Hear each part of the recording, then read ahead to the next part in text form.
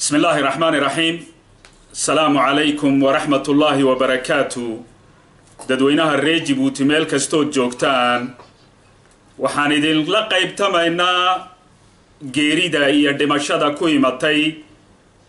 dadkeena. waxaan halkan ka naxnay geerida ku imatay qoys reer Djibouti oo degan xaafadda Xayaabley gaar ahaana qaybta loo yaqaano Qarqiba. waa runtii geeri naxdin la weeyaan hooyo iyo caruurteedii oo lagu xasuuqay dagaalada ka socda Itoobiya gaar ahaan dhinaca Dirdaba. walaalayaal waxaan tacsi u diraynaa eheladii iyo qaraabadii ay ka baxeen dadkaasi annagoo la qaybtamayna geerida naxdinta leh ee qof kastoo reer Djibouti taabanaysa. walaalayaal waan ognahay in xiisadda gobolka ka taagan gaar ahaan dhinaca gobolka shanaad ee Itoobiya in xiisad aad u dhib badan ay ka taagan tahay isku dhacyo ku salaysan qowmiyaduhu ay ka socdaan. waxaan farta dhuuntaan ku haynaa lana soconay tan iyo shalay iyo daraad xiisadaas annagoo u kuurgalayna qaabka ay u dhacaysa iyo siday u socdaan. waxaan halkan taliska Ismaaciil Cumar Geelle fariin uga diraynaa aamusnaashaha idaacaduhu ay ka aamusan yihiin dhibaatooyinkaas ha ka aamusnaadaan laakiin warbixinta aanan la siinayn dadweynaha reer Djibouti ayaan farta ku fiiqaynaa. waxaan ugu yeedhaynaa taliska iyadoo hadda xiisad culus ay taagan tahay inay heegan dadkooga ay u galaan si ay u soo badbaadiyaan. walaalayaal waan ognahay safaaradda ama qusuliyadda Djibouti halka ku taala in hawlgalkeegu uu u baahan yahay qalab iyo lacag iyo dad iyo ammaan uu u baahan yahay. hadda uma joogno inaan dhaliil iyo wax tilmaamno laakiin waxaan u soo bandhigaynaa taliska fikirkeega siyaasadeed ee ku saabsan sida ama qaabka loogu gurman lahaa dadkaas inkastoon annagu talada haynin si aan ugu gurman lahayn dadkaas ayaan taliska la qaybtamaynaa. Ismaaciil Cumar waxaan ugu yeedhaynaa in si degdega uu u sameeyo guddi loo yaqaano cellule de crise ama ka hawlgala waxyaabaha dhacdooyinka culus ee dhibta badan li markaa yimaadeen. ilaa hadda waxaan ognahay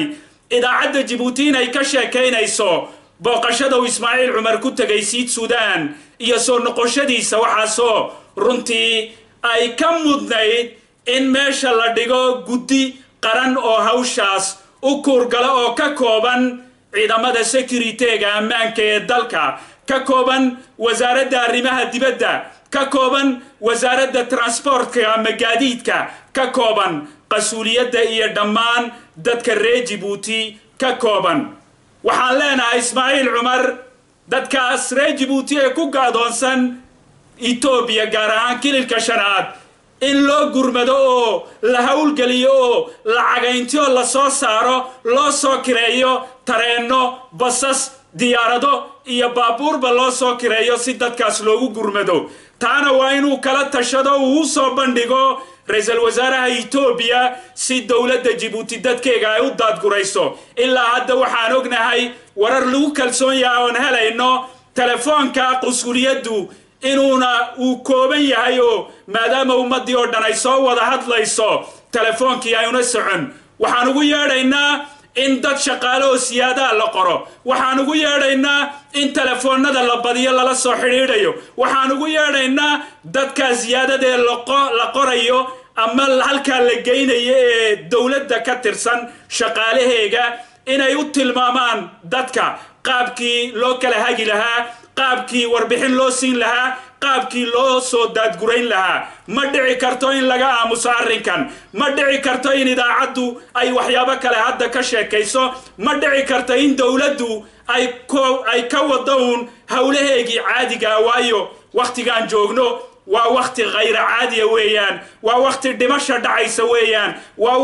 waqti dhaawac dhacaya weeyaan. waa waqti boob dhacaya weeyaan. waa waqti ammaan darra ay jirto dadku ay khalkhalsan yihiin ay cabsoonayaan. taliska waxaan ugu yeedhaynaa arrimahaasoo dhan baan ugu yeeraynaa kow inuu center ama saliil de crise uu sameeyo laba inuu shaqaale badan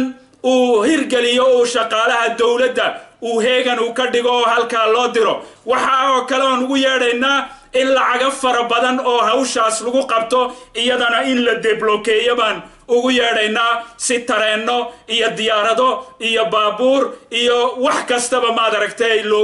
loogu hirgelin lahaa dadweynaha reer Djibouti loo soo badbaadin lahaa iyo koobad qabana ay Djibouti loo keeni lahaa intaas waa qaybtii taliskeena khusaysay waxa kaloo si